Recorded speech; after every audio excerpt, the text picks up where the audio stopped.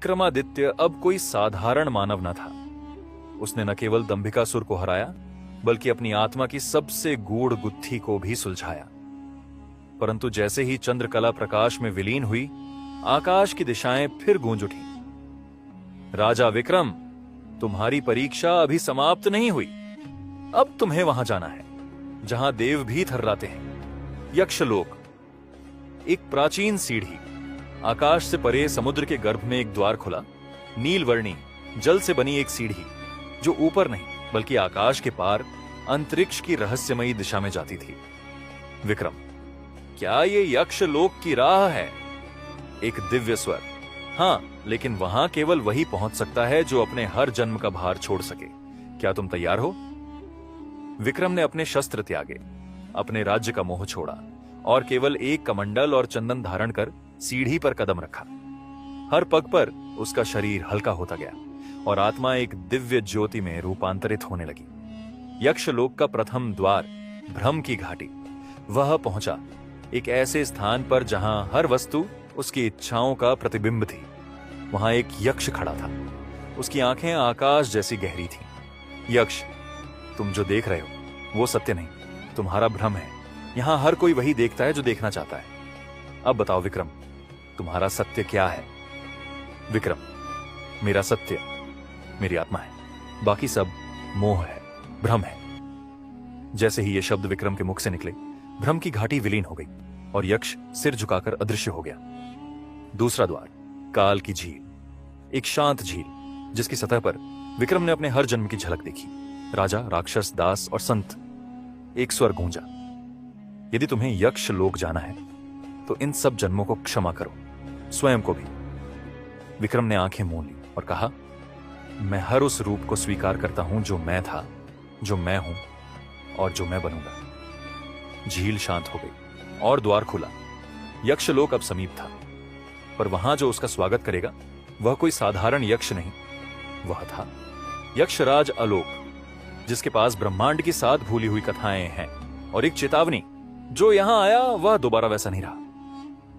विक्रम उस अंतिम सीढ़ी पर पहुंचा जहां न आकाश था न पृथ्वी, बस एक विस्तृत शून्य।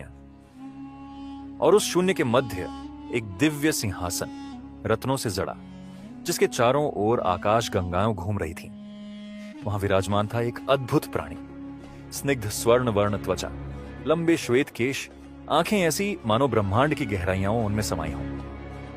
यक्षराज आलोक। यक्षराज मुस्कुराते हुए, विक्रम, मानव नहीं, अब तुम आत्मा हो। तुम्हारी यात्रा अभी प्रारंभ हुई है। विक्रम नम्रता से, क्यों बुलाया मुझे यक्षराज? क्या दंभिकासुर की पराजय पर्याप्त न थी? आलोक, दंभिकासुर महज एक पर्दा था। उसके पीछे छुपा है वो रहस्य जो केवल 7 भूली कथाओं में बंद है। तुम्हें वो 7 कथाएं सुननी होंगी और उनका उत्तर ढूंढना होगा, तभी तुम संपूर्ण आत्मा बन सकोगे। पहली भूली कथा, स्वप्नलोक की स्त्री। यक्षराज ने अपनी हथेली खोली और उसमें एक दृश्य उभरा, एक अद्भुत नगर जहां समय उल्टा चलता है, जहां स्त्रियां स्वप्नों से जन्मती हैं। वहां की एक स्त्री माया हर रात किसी एक व्यक्ति के स्वप्न में प्रकट होती है और धीरे धीरे उसके जीवन का हिस्सा बन जाती है, जब तक कि वह व्यक्ति उसे वास्तविकता में पा न ले। यक्षराज। विक्रम, सोचो, यदि तुम माया से प्रेम कर बैठो, क्या वह वास्तविक प्रेम होगा या भ्रम? विक्रम का उत्तर विक्रम ने गहराई से सोचा और कहा, यदि स्वप्न मुझे प्रेम करना सिखा दे तो वह भ्रम नहीं बल्कि आत्मा की एक यात्रा है। माया असली नहीं, फिर भी वह जो भाव जगा जाए वह असली है। यक्षराज ने सिर झुकाया। पहली कथा का उत्तर पूरा हुआ, परंतु चेतावनी, यक्षराज, हर उत्तर तुम्हारे भीतर एक द्वार खोलेगा, पर हर उत्तर एक मूल्य भी मांगेगा। इस कथा के बदले तुम्हें अपनी किसी एक स्मृति को त्यागना होगा, कोई प्रिय चेहरा, कोई अनुभव। विक्रम धीर स्वर में, मैं अपनी उस स्मृति को छोड़ता हूं जब चंद्रकला ने मुझे अंतिम बार देखा था। वो पल अब तुम्हारा है। एक आंसू टपका, पर यक्षलोक में आंसू भी रत्न बन जाते हैं। दृश्य परिवर्तित होता है। विक्रम यक्षराज के इशारे पर उस दिव्य सिंहासन के आगे खड़ा रहा। यक्षराज ने अपनी आंखें बंद की और उनके माथे के बीच एक रेखा चमकी। उस रेखा से एक किरण निकली और विक्रम के चारों ओर एक नई दुनिया आकार लेने लगी। ध्वनि, गंध, रंग और ताप सब कुछ बदलने लगा। वह पहुंच गया एक युद्ध भूमि पर जहां समय थमा हुआ था, परंतु तलवारें अब भी हवा में थीं। अमर युद्ध यह वह युद्ध था जो शुरू हुआ था पर कभी समाप्त नहीं हुआ। यहाँ एक योद्धा था, चिरकाल, जिसे वरदान था कि जब तक वह युद्ध में रहेगा वह मरेगा नहीं, और शाप था कि वह युद्ध कभी समाप्त नहीं होगा। हर बार जब वह शत्रु को पराजित करता, वही शत्रु एक और रूप लेकर लौट आता, कभी भाई बनकर, कभी पुत्र, कभी स्वयं का ही प्रतिबिंब बनकर। विक्रम की परीक्षा चिरकाल ने विक्रम की ओर देखा और गरजा, कौन हो तुम जो इस समय रहित युद्ध में आ गया? विक्रम शांत स्वर में, मैं वह हूं जो सत्य को जानने आया है। तुम क्यों लड़ रहे हो? चिरकाल विवशता में, क्योंकि मैं मरना चाहता हूं, पर हर बार कोई कारण मिल जाता है लड़ने का। मैं प्रश्न नहीं करता, क्योंकि जिसने सोचना छोड़ दिया उसे ही अमृता मिली है। यक्ष कथा का रहस्य यक्षराज की आवाज गूंजती है। विक्रम, यह कथा पूछती है, क्या कोई युद्ध ऐसा हो सकता है जो वीरता नहीं बल्कि पलायन है? विक्रम ने क्षण भर मौन रखा, फिर धीरे से बोला, हां, यदि युद्ध केवल आदत बन जाए और उसका उद्देश्य खो जाए तो वह वीरता नहीं, आत्मवंचना है। साहस कभी कभी युद्ध को त्यागने में भी होता है। त्याग का मूल्य? यक्षराज का स्वर गंभीर हुआ।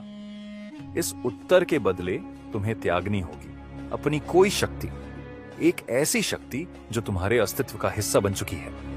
विक्रम, मैं अपनी भविष्य दृष्टि त्यागता हूं। अब जो होगा मैं नहीं जान पाऊंगा, पर मैं हर क्षण को पूर्ण रूप से जीऊंगा। वह युद्ध भूमि ओझल हो गई। विक्रम लौट आया यक्षलोक के दरबार में, थोड़ा थका, थोड़ा हल्का, और सामने थी तीसरी कथा की छाया, एक मृतात्मा जो प्रेम के कारण पृथ्वी छोड़ नहीं पाई। दृश्य आरंभ होता है। विक्रम जैसे ही तीसरे चरण में प्रवेश करता है, उसके सामने एक परित्यक्त महल आकार लेता है। छतें टूटी हुई, खिड़कियां खुली, और हर कोने में बसी हुई उदासी की गूंज। एक धीमी धीमी मधुर सी रुलाई की आवाज आ रही थी, जो किसी स्त्री की आत्मा से निकल रही थी। वह आत्मा जिसका प्रेम अधूरा रह गया था, वो थी चंद्रवती। चंद्रवती एक अप्सरा थी स्वर्ग की, जिसे देवों ने पृथ्वी पर भेजा था, परंतु यहां उसने किसी मानव से प्रेम कर लिया। प्रेम इतना गहरा कि वह अपने अप्सरा स्वरूप को भूल गई। उसने वह शक्ति त्याग दी जो उसे स्वर्ग में लौटा सकती थी। पर एक दिन वह मानव युद्ध में मारा गया और चंद्रवती, उसकी आत्मा इस महल में कैद हो गई। न वह स्वर्ग लौट सकी, न उस प्रेम को भूला सकी। विक्रम और चंद्रवती की मुलाकात, चंद्रवती की आत्मा धीरे धीरे प्रकट हुई, धवल वस्त्रों में, शांत चेहरे के साथ, लेकिन आंखों में एक दर्द जो सदियों से नहीं बुझा।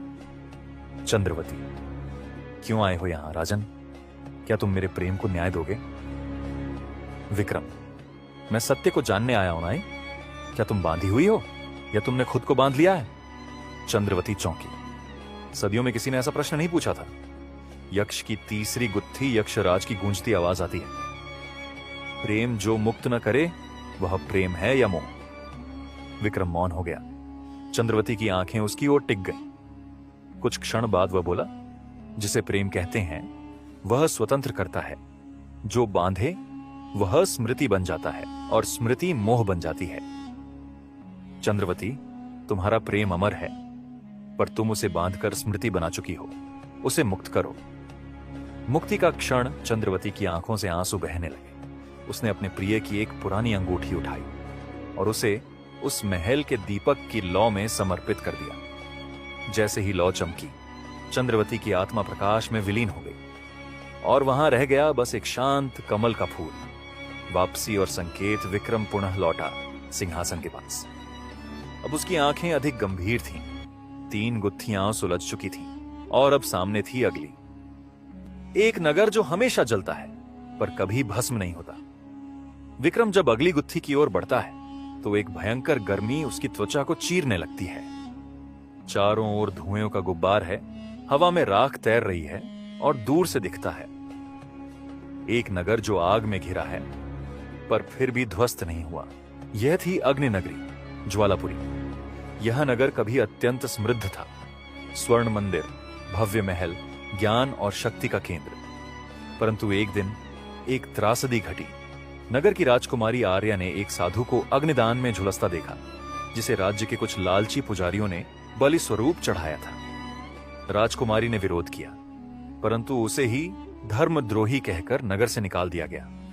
उसने क्रोध में शाप दिया, यह नगर अब कभी शांति नहीं देखेगा, यह सदा जलता रहेगा और इसकी राख कभी ठंडी नहीं होगी जब तक कोई सत्य को सामने लाकर न्याय न करे। विक्रम का परीक्षण। विक्रम को नगर के मध्य जाना था, जहां एक अग्निकुंड सदियों से जल रहा था।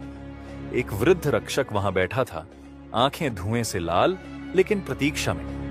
रक्षक, क्या तू न्याय देगा या फिर एक और कथा भुला देगा? विक्रम, मैं न्याय नहीं, सत्य का दर्पण हूं, पर मुझे जानना होगा, क्या नगर दोषी था? रक्षक उसे अग्निकुंड में झांकने कहता है। जैसे ही विक्रम भीतर देखता है, उसे एक एक दृश्य दिखता है। पुजारियों की साजिश, आर्या का निष्कासन और साधु की चुप्पी। यक्ष की चौथी गुत्थी। अचानक यक्ष की आवाज गूंजती है, यदि कोई दोषी मौन रहे और निर्दोष प्रताड़ित हो तो बड़ा अपराधी कौन? वह जो अन्याय करता है या वह जो उसे सहता है? विक्रम कुछ क्षणों तक सोचता है और फिर कहता है, जो अन्याय करता है वह अपराधी है, पर जो उसे देखकर भी चुप रहता है वह भी उतना ही दोषी है। सत्य की रक्षा करना भी धर्म है। श्राप से मुक्ति जैसे ही विक्रम यह कहता है, अग्निकुंड की लपटें शांत होने लगती हैं। चारों ओर फैला धुआं मुंह हटता है और आकाश में एक स्त्री आकृति प्रकट होती है, आर्या की आत्मा। आर्या, अब किसी ने मेरे सत्य को आवाज दी, अब यह अग्नि नगरी शांत हो सकती है। वह पुष्प बनकर विक्रम के हाथों में आ जाती है। वापसी और अगला संकेत। विक्रम एक और रहस्य सुलझाकर सिंहासन के पास आता है। अब उसके हाथों में दो प्रतीक हैं, एक कमल, प्रेम की मुक्ति, और एक अग्नि पुष्प, न्याय की स्थापना। अब अगली गुत्थी है, एक दर्पण जो देखने वाले का चेहरा नहीं, उसका सत्य दिखाता है। पांचवी भूली कथा, सत्य दर्पण की आत्मा। दृश्य आरंभ होता है एक अजीब सी गुफा से। विक्रम अग्नि नगरी के श्राप से मुक्ति के बाद एक शांत वन से गुजरता है। हवा में मधुर लेकिन रहस्यमयी संगीत है और वृक्षों के बीच एक नीली रोशनी झिलमिला रही है। यह रोशनी उसे खींचती है एक विशाल गुफा की ओर, जिसका द्वार कांच जैसा पारदर्शी है और जिस पर उकेरे हैं कई चेहरों के अक्स। हर चेहरा एक अलग भाव लिए है हुए, भय, मोह, घृणा, प्रेम और पश्चाताप। यह थी सत्य दर्पण की गुफा। कहते हैं यहां एक समय आर्षि प्रत्यगात्मा तप करते थे, जो अपने भीतर झांककर दूसरों का सत्य जान सकते थे। उन्होंने एक दर्पण बनाया, सत्य दर्पण, जो न केवल चेहरा दिखाता था बल्कि भीतर छिपी असली मंशा। परंतु जब राजा विश्रांत ने इसका दुरुपयोग शुरू किया, राज्य में भय फैल गया। लोगों को उनके दोष दिखाकर उन्हें कठोर दंड दिए गए। आखिरकार आर्षि ने स्वयं दर्पण को श्रापित कर दिया। अब कोई भी इस दर्पण को देखेगा तो उसका अंतरतम बाहर आ जाएगा, और अगर उसने अपने दोष को स्वीकार न किया तो उसका चेहरा वहीं पत्थर बन जाएगा। विक्रम की अगली परीक्षा। विक्रम गुफा में प्रवेश करता है।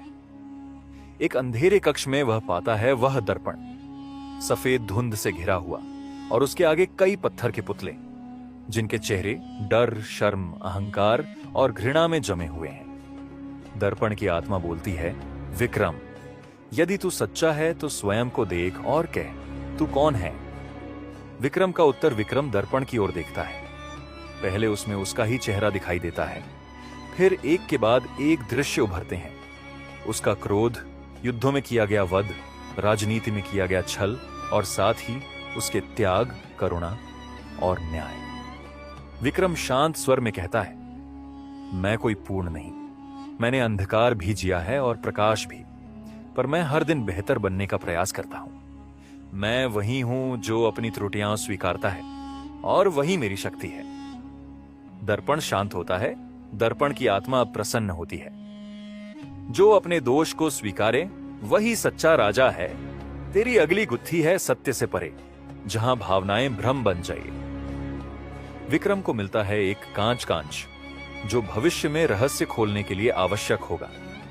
दंभिकासुर की छाया अब कहानी के दूसरे छोर पर दैत्य दंभिकासुर अपने रथ पर बैठा एक सुंदर स्त्री की ओर देख रहा होता है, राजकुमारी चंद्रकला। वह उससे कहता है, तेरा पति विक्रम मेरे जाल में उलझता जा रहा है। हर गुत्थी उसे सत्य से दूर ले जाएगी जब तक वह मेरे भीतर के भ्रम को न समझे। चंद्रकला की आंखें आंसुओं से भरी हैं, पर उनमें अब डर नहीं, कोई और जाग रहा है उसमें। छठी गुत्थी, भावना और भ्रम का द्वार। स्थान, एक सुनसान द्वीप, चारों ओर फैला नीला समंदर, पर द्वीप के बीचों बीच एक प्राचीन मंदिर, जिसकी दीवारें लताओं से ढकी हैं और अंदर से आती है धीमी धीमी सिसकियों की आवाज। विक्रमादित्य 5वीं गुत्थी के पश्चात इस रहस्यमयी द्वीप पर पहुंचता है, जहां हवा में प्रेम, पीड़ा और किसी अधूरी कहानी की महक तैर रही है। एक स्त्री की छाया विक्रम जैसे ही मंदिर में प्रवेश करता है, वहां उसे दिखाई देती है एक परछाई, सुनहरी रेशमी वस्त्रों में लिपटी हुई, चेहरा धुंध में छिपा, पर आंखें जैसे सीधा हृदय भेद दें। तू क्यों आया है यहां? वह स्त्री पूछती है। उसकी आवाज में स्नेह भी है और घृणा भी। विक्रम उत्तर देता है, सत्य की खोज में, गुत्थियों को सुलझाने। स्त्री मंद हंसी हंसती है, तो सुलझाए से। क्या तू जानता है भावना और भ्रम में अंतर कहां है? वह स्त्री अपनी छड़ी घुमाती है और सारा मंदिर एक झटके में बदल जाता है। अब विक्रम एक भव्य महल में है, जहां सब कुछ वही है जो वह चाहता है। चंद्रकला उसके पास है, उसके सैनिक उसे प्रणाम कर रहे हैं। दंभिकासुर को उसने पराजित कर दिया है। विक्रम मुस्कुराता है, पर तभी कुछ अजीब होता है। हर चेहरा बदलने लगता है। चंद्रकला की आंखें अचानक डरावनी हो जाती हैं। सैनिक हंसते हुए विकृत रूप धर लेते हैं और दंभिकासुर का चेहरा विक्रम का ही हो जाता है। एक गूंजती हुई आवाज आती है, जब मन में छिपी भावनाएं भ्रम बन जाएं, तब क्या तू सच्चाई को पहचान पाएगा? विक्रम की आंखों के सामने वो सब आता है जो उसने खोया, माता पिता, पुराने मित्र, युद्ध में मारे गए सैनिक और चंद्रकला, जिसे वह अभी भी ढूंढ रहा है। वह एक घुटने पर बैठ जाता है, पर तभी उसकी आंखों में एक चमक आती है। वह आंखें बंद करता है और कहता है, मुझे अपने भ्रम नहीं बल्कि अपनी भावना पर विश्वास है। चंद्रकला मुझसे दूर हो सकती है, पर मेरा प्रेम भ्रम नहीं है, वह मेरी शक्ति है और वही मुझे अगली गुत्थी तक ले जाएगा। माया छंट जाती है, वातावरण शांत हो जाता है। वह सुनहरी स्त्री अब विक्रम के सामने पूर्ण रूप में प्रकट होती है। उसका नाम है तृष्णा, एक अप्सरा जो मोह और भ्रम की रक्षिका थी। तू सफल हुआ राजन, छठी गुत्थी के द्वार से तू गुजर चुका है, पर अंतिम गुत्थी सबसे कठिन है। वहां तुझे न केवल अपने भय बल्कि अपनी आस्था की बलि देनी होगी। वह एक मोहर देती है जो 7वीं और अंतिम रहस्य के द्वार को खोलने की कुंजी है। दंभिकासुर की क्रूर योजना उधर अंधकार के महल में दंभिकासुर चंद्रकला को एक बंद शयन कक्ष में रखता है। उसके चारों ओर जलते हैं 7 दीपक। हर दीपक एक गुत्थी का प्रतीक है। दंभिकासुर कहता है, वे अब अंतिम गुत्थी तक पहुंच चुका है, पर वह नहीं जानता कि अंतिम गुत्थी उसके भीतर ही है और उसकी कुंजी तू है चंद्रकला। चंद्रकला चुप है, पर उसकी आंखों में आंसू नहीं बल्कि एक नए युद्ध की चिंगारी है। अंतिम गुत्थी, आत्म बलिदान का यज्ञ स्थान। दंभिकासुर का अंधकारमय महल, चारों ओर जलते दीपों से बिखरी हुई नरक सी लपटें और एक रहस्यमय आकाश जिसमें बदलती हुई ग्रहों की आकृतियां दिखाई देती हैं। विक्रम का अंतिम संकल्प। विक्रम अब आखिरी गुत्थी के द्वार तक पहुंच चुका है। वह 36 गुत्थियों के बाद दंभिकासुर के महल में पहुंचता है। उसके दिल में एक अजीब सी शांति है, क्योंकि उसे अब यह समझ में आ चुका है कि सिर्फ बुद्धि और युद्ध के बल से वह दंभिकासुर को नहीं हरा सकता। अब उसे अपनी आत्मा की सबसे गहरी ताकत का सामना करना होगा, चंद्रकला का बलिदान। दंभिकासुर ने चंद्रकला को बंधन में बांध लिया है।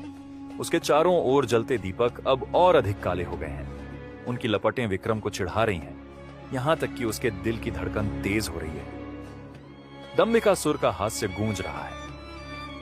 अब तुम्हारी जीत तुम्हारे हाथों में नहीं बल्कि चंद्रकला के भीतर छिपी शक्ति में है। तुमने उसकी आस्था को परखा, अब उसका बलिदान तुम्हारी जीत होगी। विक्रम का निर्णय। विक्रम चुपचाप चंद्रकला के पास जाता है। उसकी आंखों में उस समय एक गहरी सोच और व्यथा है। चंद्रकला की आंखें उससे कुछ कहना चाहती हैं, पर वो मौन है, जैसे एक अज्ञेय धारा में बंधी हो। विक्रम ने चंद्रकला के हाथों को हल्के से थाम लिया और धीरे से कहा, तुम्हारी शक्ति मेरे लिए कोई रहस्य नहीं है, पर मैं जानता हूं कि हमारी आत्माएं एक दूसरे से जुड़ी हुई हैं। तुम्हें अपनी आस्था और अपने विश्वास का बलिदान देना होगा, तभी हम इस क्रूरता को समाप्त कर पाएंगे। चंद्रकला हल्के से मुस्कुराई। उसकी आंखों में आंसू थे, पर एक ऐसी ताकत भी थी जो विक्रम के दिल को अपने आप में समेटे जा रही थी। बलिदान का यज्ञ। दंभिकासुर का महल अब एक यज्ञ स्थल में बदल गया है। चारों ओर जलते हुए दीपक अब चंद्रकला के आत्म बलिदान की ओर संकेत कर रहे हैं। विक्रम और चंद्रकला ने एक साथ हाथ उठाए और चंद्रकला ने अपनी पूरी शक्ति को विक्रम में समाहित कर दिया, जैसे वह अपनी आत्मा को उसके अंदर छोड़ दे रही हो। अचानक महल के अंदर एक गहरी सिहरन दौड़ जाती है और चंद्रकला की आंखों में एक नई ऊर्जा फैलने लगती है। दंभिकासुर का अंत। दंभिकासुर यह सब देख रहा था। उसकी क्रूर हंसी अब गहरी हो चुकी थी, पर अचानक उसका चेहरा बदलने लगता है। चंद्रकला की आस्था और विक्रम की संकल्प शक्ति ने एक भयंकर शोर मचाया और दंभिकासुर की सत्ता टूटने लगी। उसके चारों ओर का अंधकार अब सिमटने लगा था। विक्रम और चंद्रकला के बलिदान ने उसे पराजित कर दिया। तुम्हारा खेल अब खत्म हुआ, दंभिकासुर, विक्रम ने कहा। उसकी आंखों में चमक थी। उसने अपना तलवार खींच लिया और दंभिकासुर के दिल में छुपे भय को समेट लिया। दंभिकासुर का अस्तित्व अब केवल यादों में विलीन हो गया। आखिरी गुत्थी का हल। चंद्रकला अब विक्रम के पास है। उसकी आंखों में अब न तो आंसू हैं, न कोई डर, केवल एक अज्ञेय शक्ति की चमक है। विक्रम ने उसे उठाया और कहा, यह यात्रा केवल एक युद्ध नहीं थी, यह आत्म बलिदान की गाथा थी जो हमें हमारे भीतर की सच्चाई से मिलाती है। तुमने वह गुत्थी हल की जो सभी गुत्थियों से अधिक कठिन थी। हमारा प्रेम और आस्था ही हमारी असली शक्ति है।